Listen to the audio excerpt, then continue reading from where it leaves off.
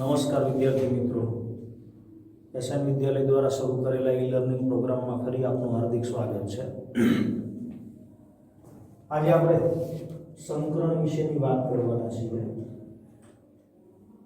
કે બે અણુની અંદર ભાગ લેતા પરમાણુઓની પરમાણુવીય કક્ષકોનું સંમિશ્રણ થઈ અને સંકરણ નામની જે ઘટના કે જેમાં પરમાણુવીય કક્ષકો કેવી રીતે સંમિશ્રિત થાય છે, આમ તો કોઈ પણ અણુનું સંકરણ કેવી રીતે નક્કી કરવું એના વિશેની રજૂઆત મેં તમને અગાઉ VSEPR નામનો સિદ્ધાંત કે જેની અંદર આપણે જુદા જુદા અણુના પ્રકાર, એ અણુની અંદર રહેલા ઝેડની સંખ્યા, એના ઉપરથી એના બોન્ડિંગ પેર, લોન પેર, અણુની ભૂમિતિ, અણુનો શેપ અને સાથે સાથે એ અણુમાં કયા પ્રકારનું સંકરણ થાય।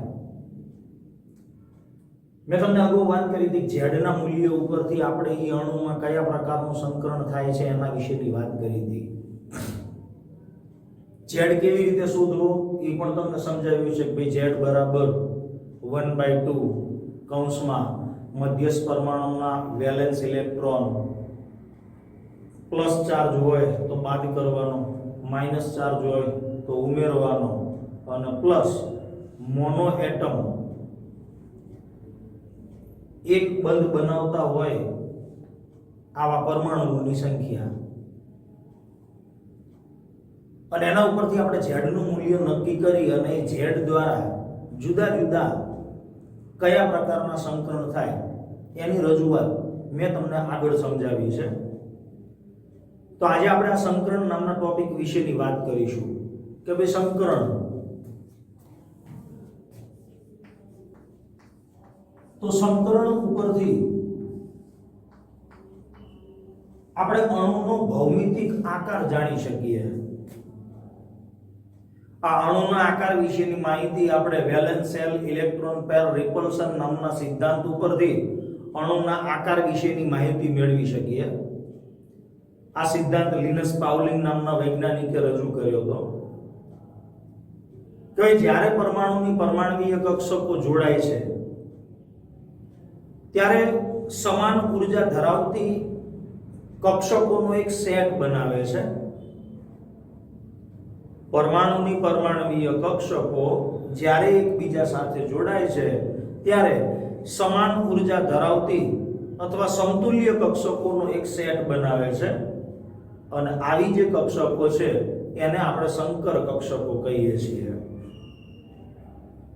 અને આ સંકર કક્ષકો અણુમાં રહેલા બંધની રચનાની અંદર વપરાય છે, અને આવી જે ઘટના છે એને આપણે સંકરણના નામથી ઓળખીએ છીએ।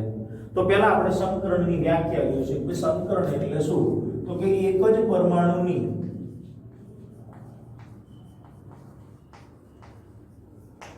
ઊર્જાનો ખૂબ જ ઓછો તફાવત ધરાવતી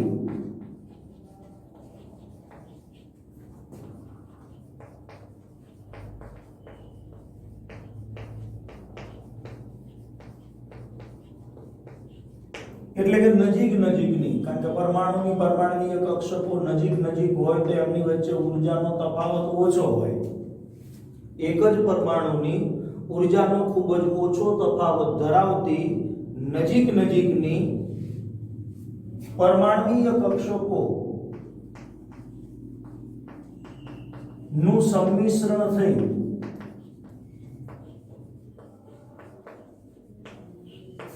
સમાન આકાર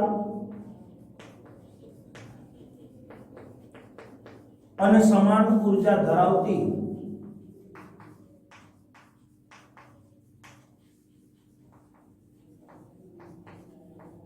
કક્ષકો રચે છે।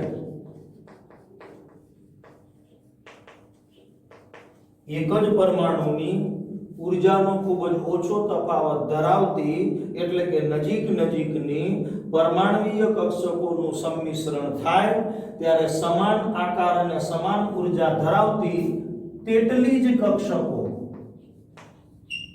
રચે છે, જેને સંકૃત કક્ષકો કહે છે।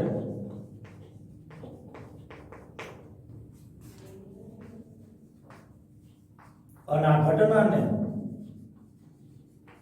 સંકરણ કહે છે.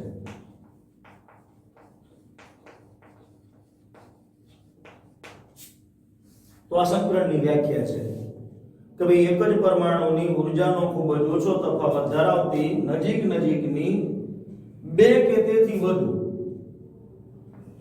એટલે ઓછામાં ઓછી બે કે તેથી વધુ પણ જુદા જુદા પ્રકારની, એટલે એક S 1p હોય તો ચાલે, એક S 2p હોય તો ચાલે.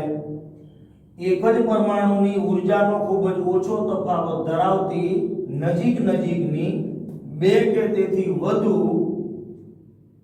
જુદા જુદા પ્રકારની, એટલે એક શબ્દ અહીંયા ઉમેરવાનો, પરમાણુય કક્ષકોનું સંમિશ્રણ થઈ સમાન આકાર અને સમાન ઉર્જા ધરાવતી એટલી જ સંખ્યાની કક્ષકો રચે છે જેને આપણે સંકૃત કક્ષકો તરીકે ઓળખીએ છીએ, અને આ ઘટનાને આપણે સંકરણ તરીકે ઓળખીએ છીએ. દાખલા તરીકે કાર્બન પરમાણુની આપણે વાત કરીએ તો કાર્બન પરમાણુનો પરમાણુ ક્રમાંક 6 છે, એની ઇલેક્ટ્રોન રચના 1s2 2s2 2px1 2py1 2pz0 છે.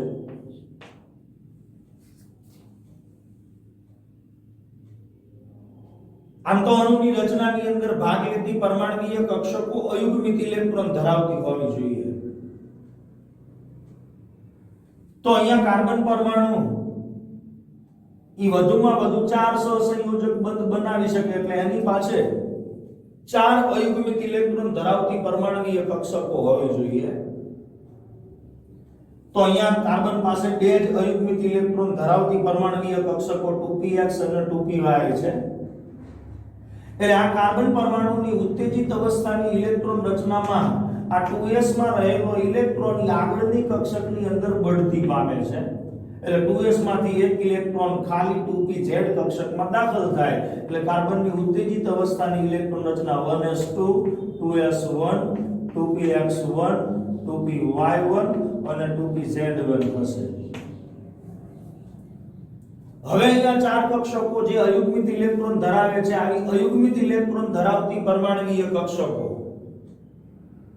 એનું સંમિશ્રણ થાય, એટલે જેટલી પરમાણુય કક્ષકો એકબીજા સાથે સંમિશ્રિત થાય એટલી જ નવી સંકૃત કક્ષકો બને. તો 4 સંમિશ્રિત થાય છે એટલે નવી 4 સંકૃત કક્ષકો બને, જેમાં એક 2s છે અને 3 2p, એટલે સંકરણ થશે sp3 પ્રકારનું. તો ટોટલ આવી 4 સંકૃત કક્ષકો બને.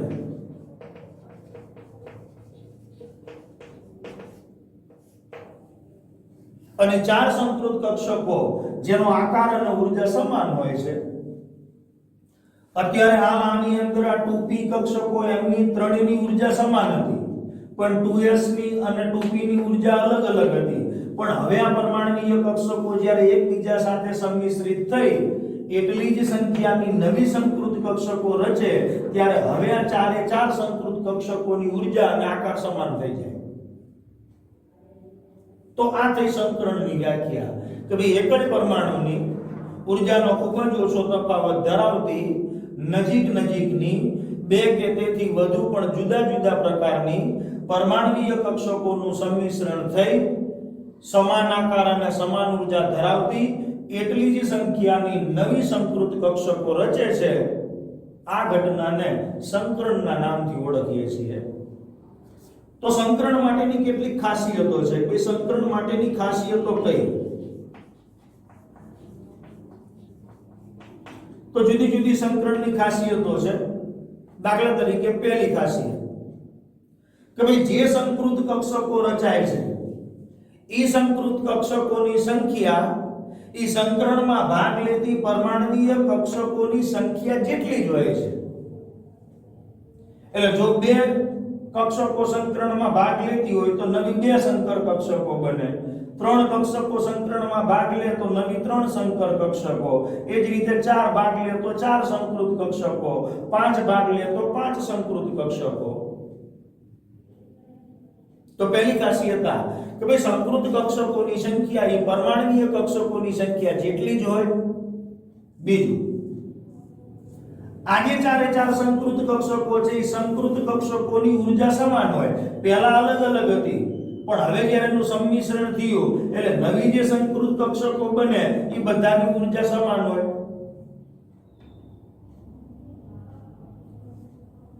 શુદ્ધ પરમાણ્વીય કક્ષકો જે હોય એના કરતા સંકૃત કક્ષકો જે હોય એ સંકૃત કક્ષકો સ્થાયી બંધની રચનાની અંદર વધુ અસરકારક હોય છે. આ એની ત્રીજી ખાસિયત. અને ચોથી અને છેલ્લી ખાસિયત કે ભાઈ આ સંકૃત કક્ષકો જે રહી એ અવકાશની અંદર એવી રીતે ગોઠવાય છે કે જે કક્ષકો વચ્ચે અપાકર્ષણ બળ ન્યૂનતમ હોય, એટલે શક્ય એટલી વધુમાં વધુ અંતરે ગોઠવાય અને એને પરિણામે સ્થાયી ગોઠવણીની રચના થાય. અને એના અનુસંધાને આપણે અણુના આકાર વિશેની માહિતી મેળવી શકીએ. તો આવી જુદી જુદી સંકરણ માટેની ચાર ખાસિયતો છે. પહેલી કે ભાઈ સંકરણની અંદર ભાગ લેતી જે પરમાણ્વીય કક્ષકો છે એ પરમાણ્વીય કક્ષકો સંખ્યા જેટલી જ નવી સંકૃત કક્ષકો રચાય. આ જે સંકૃત કક્ષકો રચાય છે એ બધી જ સંકૃત કક્ષકોની ઊર્જા સમાન હોય છે. શુદ્ધ પરમાણ્વીય કક્ષકો કરતા સંકર કક્ષકો સ્થાયી બંધની રચનામાં વધુ અસરકારક હોય છે. અને ચોથો મુદ્દો કે ભાઈ સંકૃત કક્ષકો એ અવકાશની અંદર એવી રીતે ગોઠવાય કે જેથી આ કક્ષકો વચ્ચેનું અપાકર્ષણ ન્યૂનતમ હોય અને સ્થાયી ગોઠવણી અથવા સ્થાયી રચના પ્રાપ્ત કરે. અને એના આધારે આપણે અણુના આકાર વિશેની માહિતી મેળવી શકીએ. તો એ સંકરણ માટેની શરતો કઈ? તો સંકરણ માટેની શરતો આપણી આ વ્યાખ્યાની અંદર આવી જ જાય છે. પહેલી શરત કે ભાઈ સંકરણની અંદર ભાગ લેતી જે પરમાણ્વીય કક્ષકો છે એ સંયોજકતા કક્ષામાં રહેલી પરમાણ્વીય કક્ષકો હોય એ જ સંકરણની રચનામાં ભાગ લે. પહેલી શરત કે પરમાણુની સંયોજકતા કક્ષામાં રહેલી પરમાણ્વીય કક્ષકો જ સંકરણમાં ભાગ લે છે. અને એ પરમાણ્વીય કક્ષકો એવી હોય કે જેમની ઊર્જા લગભગ સમાન હોય, એટલે નજીક નજીકની પરમાણ્વીય કક્ષકો હોય એ જ સંકરણમાં ભાગ લઈ શકે. તો સંકરણ માટેની પહેલી શરત કઈ કે ભાઈ પરમાણુની સંયોજકતા કોષમાં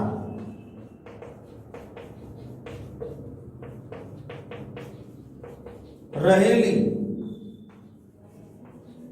પરમાણ્વીય કક્ષકો જ સંકરણમાં ભાગ લે.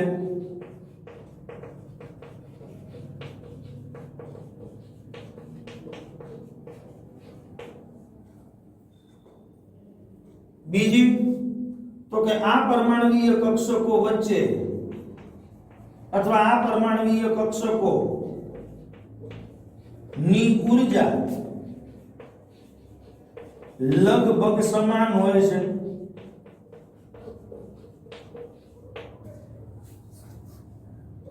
ત્રીજી, એવું જરૂરી નથી કે દર વખતે ઇલેક્ટ્રોનને સંકરણ માટે આગળની કક્ષકની અંદર બઢતી આપવી છે.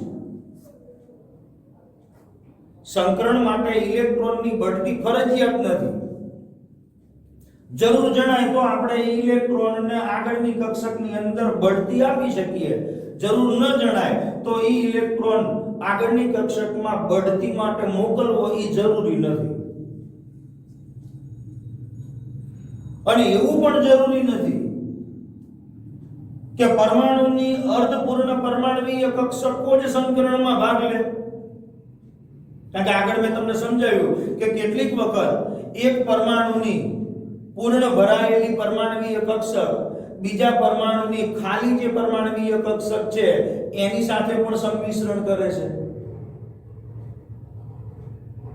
તો પહેલી શરત કઈ કે ભાઈ પરમાણુની સંયોજકતા કોષમાં રહેલી પરમાણ્વીય કક્ષકો જ સંકરણમાં ભાગ લે. આ પરમાણ્વીય કક્ષકોની ઊર્જા લગભગ સમાન હોવી જોઈએ, એટલે નજીક નજીકની કક્ષકો હોવી જોઈએ. ત્રીજું, સંકરણ માટે ઇલેક્ટ્રોનની બઢતી ફરજિયાત નથી. અને એવું પણ જરૂરી નથી કે પરમાણુની અર્ધપૂર્ણ ભરાયેલી કક્ષકો જ સંકરણમાં ભાગ લે. કેટલીક વખત સંયોજકતા કોષની પૂર્ણ ભરાયેલી કક્ષકો પણ સંકરણમાં ભાગ લે છે. તો આવી જુદી જુદી 4 શરતો સંકરણ માટેની છે. હવે આપણે સંકરણના જુદા જુદા પ્રકારની વાત કરીશું, જેમાં sp સંકરણ આવશે, sp2 સંકરણ આવશે, sp3 સંકરણ આવશે. આ સિવાય sp3d છે, dsp2 છે, sp3d2 છે, sp3d3 પ્રકારનું સંકરણ પણ છે.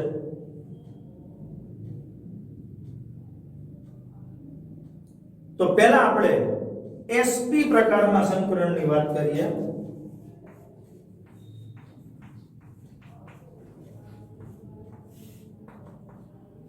sp સંકરણનો અર્થ શું? કે પરમાણુની સંયોજકતા કક્ષામાં રહેલી એક s કક્ષક અને એક p કક્ષક, આ બે પરમાણુય કક્ષકોનું સંમિશ્રણ થાય એટલે નવી બે સંકૃત કક્ષકોની રચના થાય. પરમાણુની એક s અને એક p કક્ષક એનું સંમિશ્રણ થઈ સમાન આકાર અને સમાન ઊર્જા ધરાવતી નવી બે સંકૃત કક્ષકો રચાય, જેને આપણે sp સંકરણ તરીકે ઓળખીએ છીએ. આ sp સંકરણની અંદર s કક્ષક અને p કક્ષક એનો ફાળો 50-50% હોય છે. અને s અને p કક્ષક બંને સંમિશ્રિત થઈ અને જે sp સંકૃત કક્ષક રચે છે, આ બંને sp સંકૃત કક્ષકો બંધ ધરી ઉપર સંમિશ્રિત થાય છે અને એને પરિણામે s અને p કક્ષકો વચ્ચે રચાતો જે બંધ છે એ બંધ પ્રમાણમાં વધુ મજબૂત હોય છે.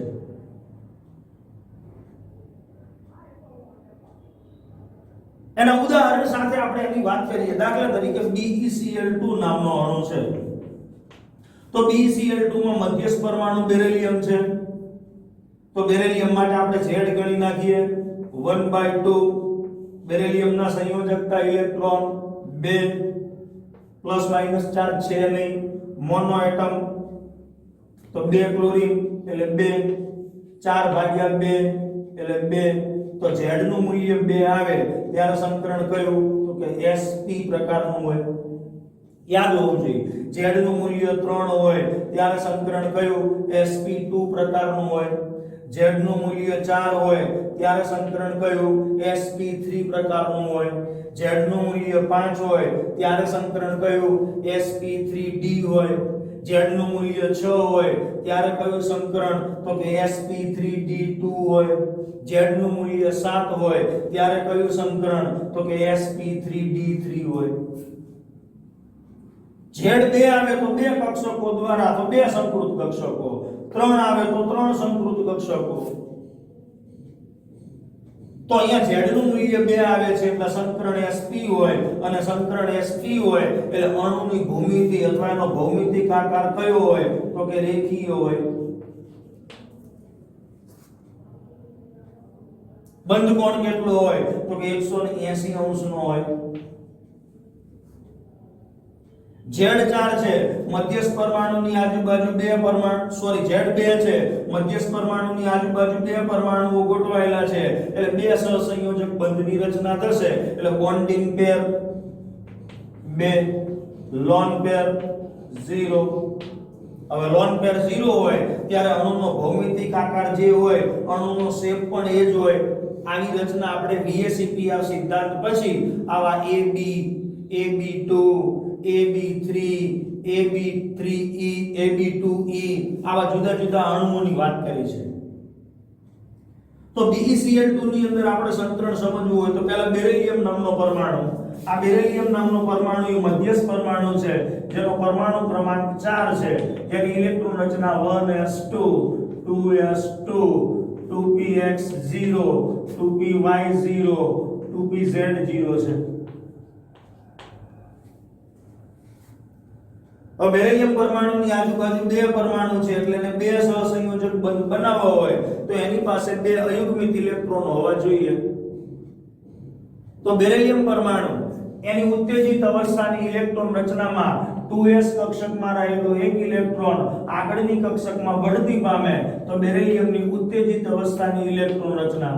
આ ઉત્તેજિત અવસ્થાની ઇલેક્ટ્રોન રચના દર્શાવીએ ત્યારે આપણે એની ઉપર સ્ટારની નિશાની દર્શાવીએ છીએ.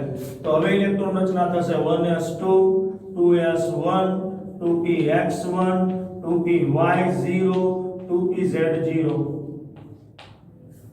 તો બેરિલિયમ નામના પરમાણુની સંયોજકતા કક્ષામાં રહેલ અયુગ્મિત ઇલેક્ટ્રોન ધરાવતી આવી બે કક્ષક, એક 2s અને એક 2p કક્ષક, એનું સંમિશ્રણ થાય અને સંમિશ્રણના પરિણામે બે નવી સંકર કક્ષકો રચાય જેને આપણે sp સંકૃત કક્ષકના નામથી ઓળખીશું.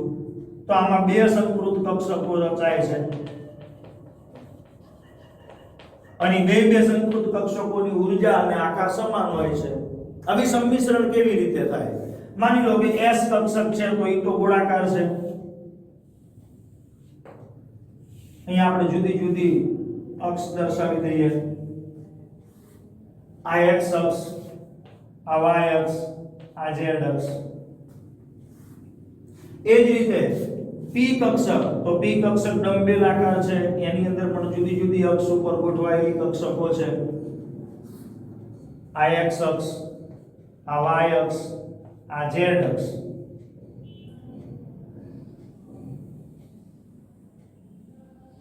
આ z અક્ષ. તો આ બે પરમાણુય કક્ષકોનું સંમિશ્રણ થાય અને બે પરમાણુય કક્ષકોનું સંમિશ્રણ થાય એટલે નવી બે સંકૃત કક્ષકો રચાય.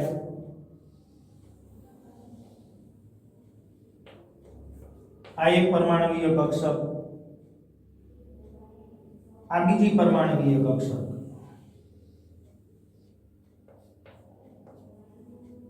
તો બે પરમાણુય કક્ષકોનું બંધ ધરી ઉપર સંમિશ્રણ થાય અને એમાંથી sp સંકરણ દ્વારા બે સંકૃત કક્ષકો રચાય છે. તો આ બેરિલિયમ પરમાણુના sp સંકરણથી ઉદ્ભવતી આ બે સંકૃત કક્ષકો સાથે હવે ક્લોરીન પરમાણુની એક એક અયુગ્મિત ઇલેક્ટ્રોન ધરાવતી પરમાણુય કક્ષકો એનું સંમિશ્રણ થાય. તો ક્લોરીન પરમાણુ જેનો પરમાણુ ક્રમાંક 17 છે, જેની ઇલેક્ટ્રોન રચના 1s2 2s2 2p 2p6 6 4 10 3s2 12 5 17. તો બેરિલિયમ પરમાણુની 3p કક્ષક એની પાછી ત્રણ પેટા કક્ષકો 3px એમાં બે ઇલેક્ટ્રોન, 3py એમાં બે ઇલેક્ટ્રોન અને 3pz એમાં એક ઇલેક્ટ્રોન. તો બંને ક્લોરીન પરમાણુની એક એક અયુગ્મિત ઇલેક્ટ્રોન ધરાવતી 3pz કક્ષક આ બેરિલિયમ પરમાણુની બે સંકૃત કક્ષકો સાથે સંમિશ્રણ પામી અને બેરિલિયમ સાથે બે સિગ્મા બંધની રચના કરે છે. તો BeCl2 માં મધ્યસ્થ પરમાણુ બેરિલિયમ એની આ બે સંકૃત કક્ષકો જેને આપણે આ પ્રમાણે દર્શાવીએ છીએ. આ એક પરમાણુય સંકૃત કક્ષક, આ બીજી સંકૃત કક્ષક. અને એની સાથે ક્લોરીન પરમાણુની 3pz નામની કક્ષક અયુગ્મિત ઇલેક્ટ્રોન ધરાવતી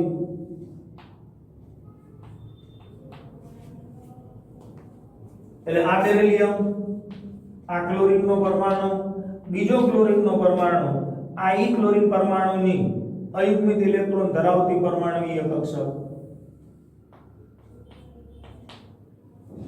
અને ઈ પરમાણુય કક્ષકોનું બંધ ધરી ઉપર સંમિશ્રણ થાય. તો બેરિલિયમ પરમાણુના sp સંકરણથી ઉદ્ભવતી બે સંકૃત કક્ષકો સાથે એક સંકૃત કક્ષક સાથે એક ક્લોરીન પરમાણુની અયુગ્મિત ઇલેક્ટ્રોન ધરાવતી 3p કક્ષક, જ્યારે બીજી સંકૃત કક્ષક સાથે બીજા ક્લોરીન પરમાણુની અયુગ્મિત ઇલેક્ટ્રોન ધરાવતી 3p કક્ષકનું સંમિશ્રણ થાય અને એને પરિણામે BeCl2 નામના અણુમાં બેરિલિયમની સાથે બે સહસંયોજક બંધ દ્વારા ક્લોરીનના પરમાણુ જોડાય. તો આ BeCl2 ની બે સંકૃત કક્ષકો અને એની સાથે બીજા ક્લોરીન પરમાણુની અયુગ્મિત ઇલેક્ટ્રોન ધરાવતી પરમાણુવીય કક્ષકનું સંમિશ્રણ થાય. એટલે અહીંયા બેરિલિયમ અને ક્લોરીન વચ્ચે સહસંયોજક સિગ્મા બંધની રચના થશે, કારણ કે બંધ ધરી ઉપર ઈ પરમાણુવીય કક્ષકોના છેડા વચ્ચે સંમિશ્રણ થાય છે. એ જ રીતે આની સાથે પણ બીજા ક્લોરીન પરમાણુની પરમાણુવીય કક્ષકનું સંમિશ્રણ થાય છે. તો આ પ્રમાણે બેરિલિયમ અને ક્લોરીન વચ્ચે એક સિગ્મા બંધ એટલે કે આ બે સહસંયોજક સિગ્મા બંધની રચના થાય છે.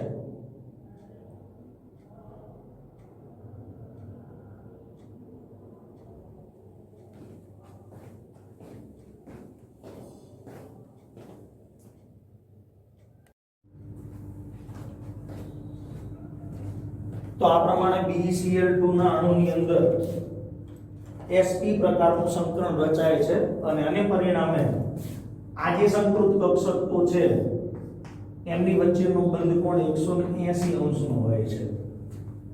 તો BeCl2 નામનું અણુ કે જે રેખીય આકાર ધરાવે છે અને જેમાં મધ્યસ્થ પરમાણુની બે સંકૃત કક્ષકો એક sp કે જેની સાથે ક્લોરીન પરમાણુની p કક્ષકો સંમિશ્રિત થઈ બેરિલિયમ અને ક્લોરીન વચ્ચે આવા ટોટલ બે સહસંયોજક બંધની રચના કરે છે. ત્યારબાદ આવશે sp3 પ્રકારનું સંકરણ. તો sp2 પ્રકારનું સંકરણ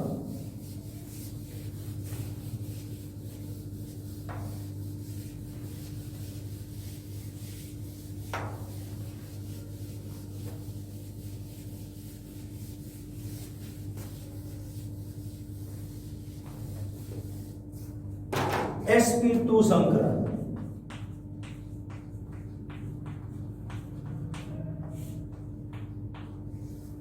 તો sp2 સંકરણ એટલે તો કે મધ્યસ્થ પરમાણુની એક s અને બે p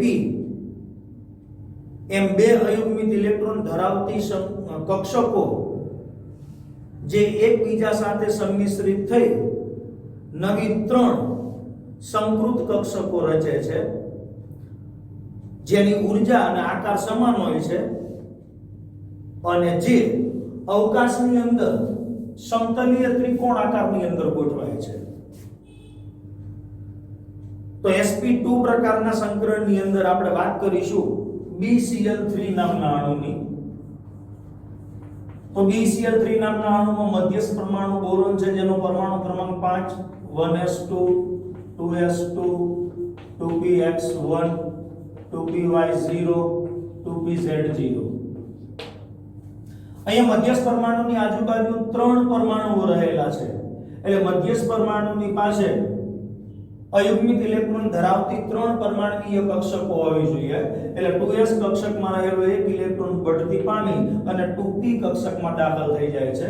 માટે બોરોનની ઉત્તેજિત અવસ્થાની ઇલેક્ટ્રોન રચના 1s2 2s1 2px1 2py1 2pz0 છે.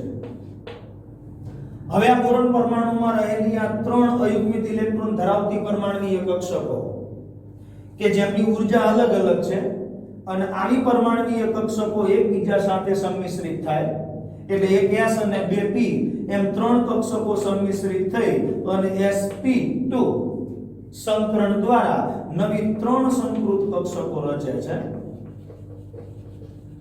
અને આ ત્રણ સંકૃત કક્ષકો અવકાશની અંદર સમતલીય ત્રિકોણ આકારે ગોઠવાય છે. આ એક સંકૃત કક્ષક, આ બીજી સંકૃત કક્ષક અને આ ત્રીજી સંકૃત કક્ષક. આ પ્રમાણે તો BeCl3 માં રહેલો મધ્યસ્થ પરમાણુ બોરોન એની અયુગ્મિત ઇલેક્ટ્રોન ધરાવતી આ ત્રણ કક્ષકો સંમિશ્રિત થઈ અને નવી ત્રણ સંકૃત કક્ષકો રચે છે જે અવકાશની અંદર સમતલીય ત્રિકોણ આકારમાં ગોઠવાય છે અને ત્રણેય સંકૃત કક્ષકો વચ્ચેનો બંધ કોણ 120 અંશનો હોય છે. હવે આ બોરોન મધ્યસ્થ પરમાણુની ત્રણ સંકૃત કક્ષકો એની સાથે 3 ક્લોરીન પરમાણુની અયુગ્મિત ઇલેક્ટ્રોન ધરાવતી કક્ષકનું સંમિશ્રણ થાય તો કે આની સાથે 1 ક્લોરીન પરમાણુ એની અયુગ્મિત ઇલેક્ટ્રોન ધરાવતી 2p કક્ષક એનું સંમિશ્રણ થાય. બીજી સંકૃત કક્ષક બોરોનની એની સાથે અયુગ્મિત ઇલેક્ટ્રોન ધરાવતી 2p કક્ષકનું સંમિશ્રણ થાય. અને બોરોનની ત્રીજી સંકૃત કક્ષક એની સાથે પણ અયુગ્મિત ઇલેક્ટ્રોન ધરાવતી આ ક્લોરીનની 2p કક્ષકનું સંમિશ્રણ થાય. ટૂંકમાં બોરોનની આજુબાજુ 3 ક્લોરીન પરમાણુઓ સાથે આવા 3 સહસંયોજક બંધની રચના થાય અને એને પરિણામે અણુની અંદર જે ભૂમિતિ છે એનો ભૌમિતિક આકાર છે એ સમતલીય ત્રિકોણાકાર આપણને જોવા મળે. તો સંકરણ કેવી રીતે નક્કી કરવાનું એ ફરી પાછું આપણે નક્કી કરીએ. Z ગોતીએ 1/2 સંયોજકતા ઇલેક્ટ્રોન મધ્યસ્થ પરમાણુના 3 મોનોવેલન્ટ એટમ 3 6/2 3 Z નું મૂલ્ય જ્યારે 3 આવે ત્યારે સંકરણ થાય sp2 જેમાં બંધ કોણ 120 અંશનો હોય. આ sp3 સંકૃત કક્ષકમાં s કક્ષક એનો ફાળો એ 33% હોય જ્યારે બાકીના 67% એ p કક્ષકનો ફાળો હોય. કારણ કે 3 સંકૃત કક્ષકો છે જેમાં s કક્ષકનું લક્ષણ 33% જ્યારે p કક્ષકનું લક્ષણ એ 67% હોય છે. તો આ પ્રમાણે sp2 સંકરણ આપણે BCl3 નામના અણુની અંદર સમજાવી શકીએ. એ જ રીતે sp3 સંકરણના બીજા ઉદાહરણોમાં NH3 છે, H2O છે. NH3 અણુની વાત કરીએ તો NH3 અણુમાં મધ્યસ્થ પરમાણુ નાઇટ્રોજન પરમાણુ ક્રમાંક 7 ઇલેક્ટ્રોન રચના 1s2 2s2 2px1 2py1 2pz1. અહીંયા મધ્યસ્થ પરમાણુની આજુબાજુ 3 હાઇડ્રોજન પરમાણુઓ છે. એટલે નાઇટ્રોજન પરમાણુ પાસે 3 અયુગ્મિત ઇલેક્ટ્રોન ધરાવતી પરમાણુીય કક્ષકો તો કે આ 3 છે. તો અહીંયા નાઇટ્રોજન પરમાણુની એક 2s અને 3 2p એમ 4 પરમાણુીય કક્ષકોનું સંમિશ્રણ થઈ અને નવી 4 સંકૃત કક્ષકો રચાય જેને આપણે sp3 સંકૃત કક્ષકો કહીશું. તો જેટલી પરમાણુીય કક્ષકો સંમિશ્રિત થાય એટલી જ નવી સંકૃત કક્ષકો રચાય.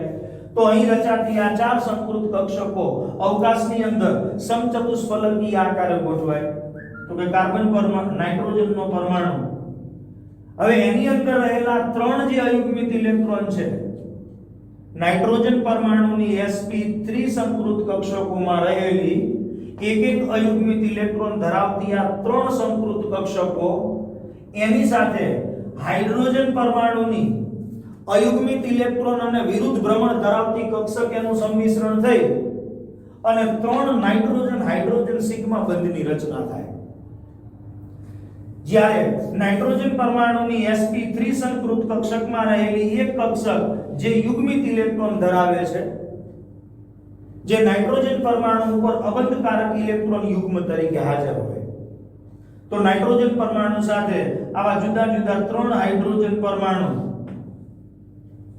3 સહસંયોજક બંધની રચના કરે. તો નાઇટ્રોજન પરમાણુની 3 કક્ષકો છે આ પ્રમાણે ગોઠવાય. આ એક સંકૃત કક્ષક, આ નાઇટ્રોજન પરમાણુની બીજી સંકૃત કક્ષક, આ નાઇટ્રોજન પરમાણુની ત્રીજી સંકૃત કક્ષક અને એની સાથે હાઇડ્રોજનની 1s ગોળાકાર કક્ષકનું સંમિશ્રણ થાય. એટલે 3 નાઇટ્રોજન હાઇડ્રોજન સિગ્મા બંધ બને. જ્યારે નાઇટ્રોજન પરમાણુની 2s કક્ષક જેમાં રહેલા યુગ્મિત ઇલેક્ટ્રોન જે અબંધકારક ઇલેક્ટ્રોન યુગ્મ તરીકે હાજર હોય. આપણે જાણીએ છીએ એ પ્રમાણે VSEPR ના સિદ્ધાંતની અંદર બંધકારક ઇલેક્ટ્રોન યુગ્મ વચ્ચે થતા અપાકર્ષણ કરતા અબંધકારક અને બંધકારક ઇલેક્ટ્રોન યુગ્મ એમની વચ્ચેનું અપાકર્ષણ વધારે હોય. હવે જો સંકરણ sp3 હોય તો બંધ કોણ 109 અંશ 28 મિનિટ અથવા તો 109.5 અંશ જેટલો હોવો જોઈએ.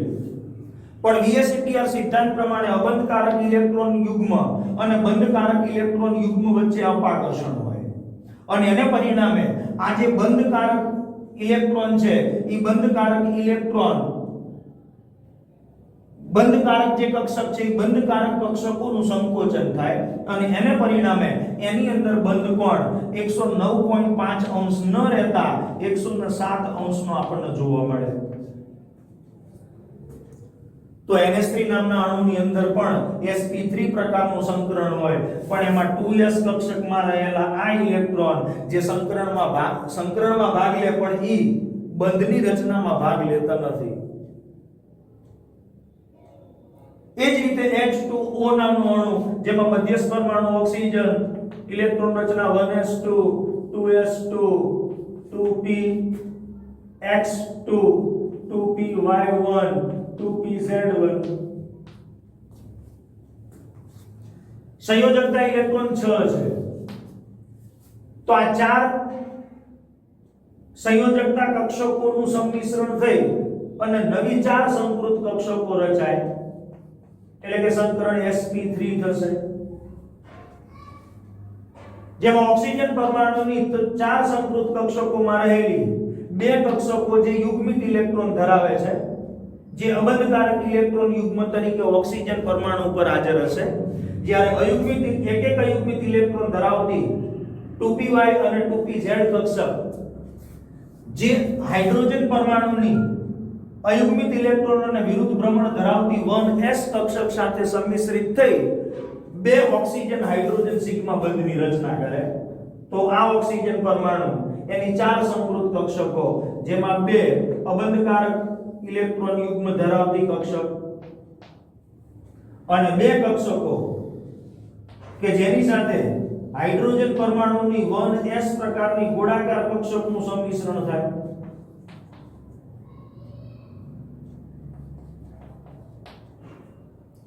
તો ઓક્સિજન પરમાણુ હાઇડ્રોજનના પરમાણુ સાથે આવા ટોટલ બે સિગ્મા બંધની રચના કરે. તો અહીંયા પણ સંકરણ sp3 છે એટલે અણુનો ભૌમિતિક આકાર સમચતુષ્ફલકીય થાય પણ બંધ કોણ 109.5 અંશ ન રહેતા ઘટશે કારણ કે અહીંયા બે લોન પેર છે એટલે અબંધકારક ઇલેક્ટ્રોન યુગ્મ વચ્ચે અપાકર્ષણ સૌથી વધુ હોય. બંધકારક વચ્ચેનું અપાકર્ષણ એના કરતા ઓછું હોય અને બંધકારક વચ્ચેનું અપાકર્ષણ સૌથી ઓછું હોય. એટલે આ અપાકર્ષણના લીધે આ બંધકારક જે કક્ષકો છે એની વચ્ચેનો ખૂણો 109.5 અંશ ન રહેતા ઘટીને 104.5 અંશ જેટલો જોવા મળે છે. તો ઓક્સિજન પરમાણુની આવી ચાર કક્ષકો સંમિશ્રિત થઈ અને નવી ચાર સંકૃત કક્ષકો રચે છે જે સમચતુષ્ફલકીય આકારે ગોઠવાય છે. એટલે અણુનો ભૌમિતિક આકાર સમચતુષ્ફલકીય પણ આપણે એનો શેપ કેવો હોય તો એનો શેપ બેન્ટ આકારે આપણને જોવા મળશે. તો આ પ્રમાણે NH3 H2O મિથેન નામનો અણુ, તો મિથેન નામના અણુની અંદર પણ આપણે સંકરણ સમજાવી શકીએ. તો મિથેનમાં લોન પેર રહેશે નહીં એટલે અણુનો ભૌમિતિક આકાર સમચતુષ્ફલકીય હશે કારણ કે મિથેનમાં કાર્બન પરમાણુ સંયોજકતા electron 6 1s2 સંયોજકતા electron 4 1s2 2s2 2px1 2py1 2pz0. હવે ચાર હાઇડ્રોજન પરમાણુ છે મધ્યસ્થ પરમાણુની આજુબાજુ એટલે અહીંથી આ ઇલેક્ટ્રોન બઢતી પામીને 2pz કક્ષકમાં આવે એટલે કાર્બનની અયુગ્મિત ઇલેક્ટ્રોન ધરાવતી ચાર કક્ષકો ઈ સંમિશ્રિત થઈ અને નવી ચાર સંકૃત કક્ષકો રચે અને એમાં sp3 પ્રકારનું સંકરણ રચાય. અને આ ચાર સંકૃત કક્ષકો અવકાશની અંદર સમચતુષ્ફલકીય આકારે ગોઠવાય જેમાં બંધ કોણ 109 અંશ 28 મિનિટ અથવા 109.5 અંશ જેટલો હોય. તો આ જ પ્રકારે આપણે બીજા સંકરણ સમજાવી શકીએ. ઇથેન છે, ઇથીન છે, ઇથાઇન છે, આવા જુદા જુદા અણુઓની અંદર સંકરણ જેની ચર્ચા આપણે આગળના વિડિયોની અંદર કરીશું. નમસ્કાર.